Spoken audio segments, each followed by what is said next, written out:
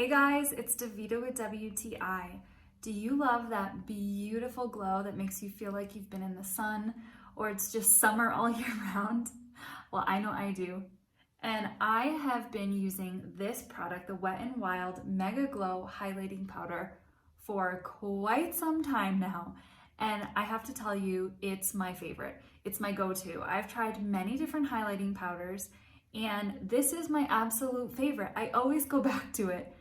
This is the color Precious Petals, and it's so pretty. The reason that I like this is because with just a small amount of product just on your fingertip, that's all you need to give you a beautiful glow. I like to put it right over the tip of my nose, a little bit on my cheeks, and to highlight my eyebrows. And man, is the glow so pretty. Honestly, this product is affordable. I could not recommend this enough. It is my favorite. The color is really pretty. It's soft, it's easy to apply.